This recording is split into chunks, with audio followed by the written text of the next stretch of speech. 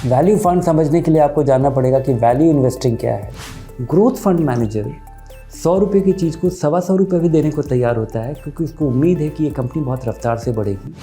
बाज़ार बहुत ही short term नज़रिए से देखता है और वैल्यू इन्वेस्टर बहुत लंबे समय के नज़रिए से देखता है। सो वेलकम बैक टू निवेश का बड़ा सवाल।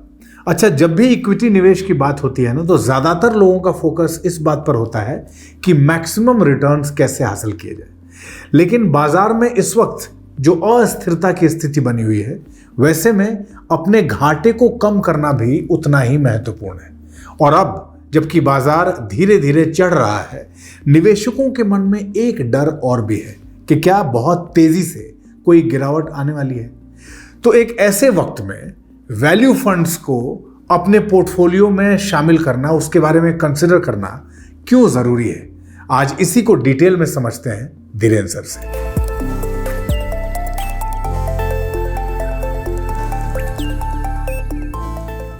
सर, स्वागत है आपका। आज सबसे पहले इसी सवाल से शुरू करते हैं कि वैल्यू फंड क्या होता है और वो कैसे ऑपरेट करता है। वैल्यू फंड समझने के लिए आपको जानना पड़ेगा कि वैल्यू इन्वेस्टिंग क्या है। जितने भी निवेशक हैं वो दो तरीके का उनका नज़रिया होता है बाज़ार में इन्वेस्ट करने का, ग्रोथ या वैल्यू। वैल्यू फंड मैनेजर ये सोचता है कि अगर किसी चीज़ का दाम 100 रुपया है तो उसको 90 रुपये का जब मिलेगा तभी वो ख़रीदेगा। वो 100 रुपये की चीज़ के लिए वो 125 रुपये नहीं देगा। ग्रोथ फंड मैनेजर 100 रुपये की चीज़ को 125 रुपये भी देने को तैयार होता है, क्योंकि उसको उम्मीद है कि ये कंपनी बहुत रफ्तार से बढ़ेगी और जो रफ्तार से तेज़ी से बढ़ रही है, तेज़ी से ग्रो कर रही है, वो अगर आज ख़रीद लेता है और थोड़ा इंतज़ार करता है तो वो भविष्य में उसका दाम ज़्यादा होगा। तो दोनों की उम्मीदें अलग होती हैं।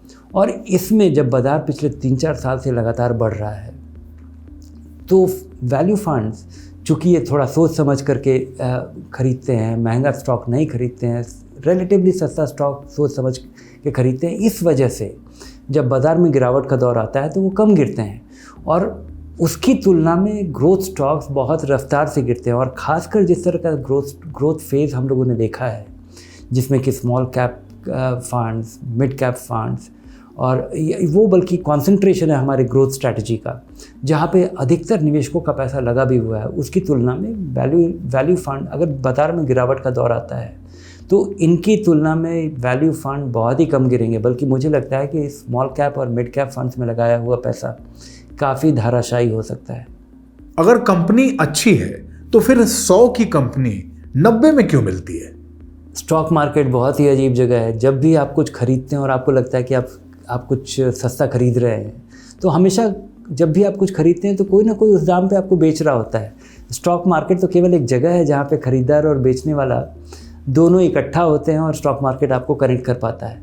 तो वैल्यू जो कहा जाता है कि आज सस्ता मिल रहा है, ये तो आप कह सकते हैं कि value lies in the eyes of the beholder, और उसी वजह से ग्रोथ इन्वेस्टर जो है वो ज़्यादा दाम देने को तैयार है, उस उम्मीद में कि ये कंपनी बहुत रफ्तार से, यहाँ पे कुछ मैजिक होने वाला है जिस वजह से वो ज़्यादा दाम देने को तैयार है।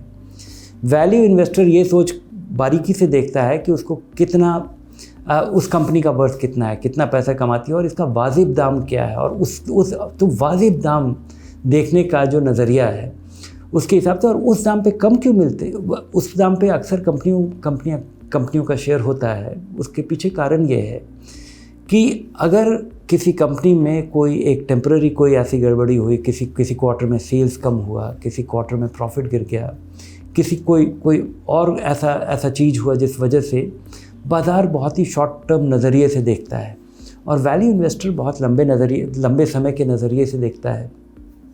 तो अगर कोई चीज़ ऐसा होता है किसी कंपनी में जिसका कि हाल फिलहाल नुकसान होगा लेकिन लंबे समय में उसका कोई ख़ास असर नहीं होगा, तो कई बार ऐसे मौके, ऐसे सिचुएशन बनते हैं जिसमें कि कंपनियों का दाम काफ़ी कम हो जाता है और आप ख़रीद पाते हैं।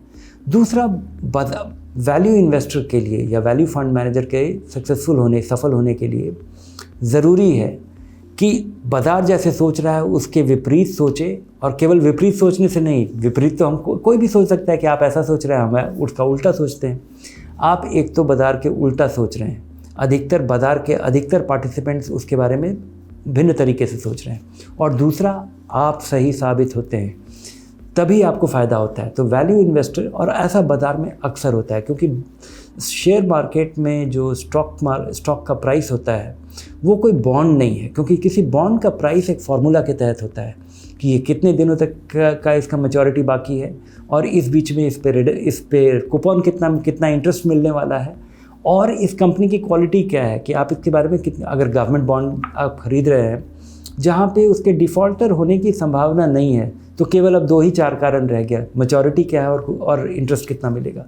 तो इसको एक आप फार्मूला डाल करके आप इसका वैल्यूएशन कर सकते हैं कि 5 साल के बाद मुझे ये पैसा, मेरा कैपिटल मिलेगा, इस बीच में मुझे 8% मिलता रहेगा, इसलिए आज इस बॉन्ड का दाम इतना होना चाहिए। स्टॉक मार्केट ऐसा नहीं है। वैल्यू फंड को चुनते हुए किन किन चीज़ों का ध्यान रखना चाहिए?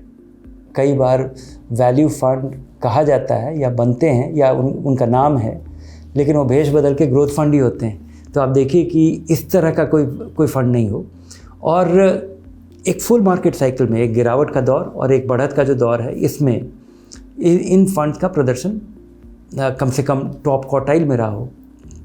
हमारे कैटेगरी की लिस्टिंग में अगर ये टॉप 25% में आते हैं तो आप मान सकते हैं कि, और फंड मैनेजर अभी भी वही है जो जब ये हिस्ट्री बिल्ड हुआ था तब उसको मैनेज करता था, तो आप मान के चल सकते हैं कि आपको उम्मीद करनी चाहिए कि ये बरकरार रह पाएगा, अपना परफॉर्मेंस रिटेन कर पाएगा।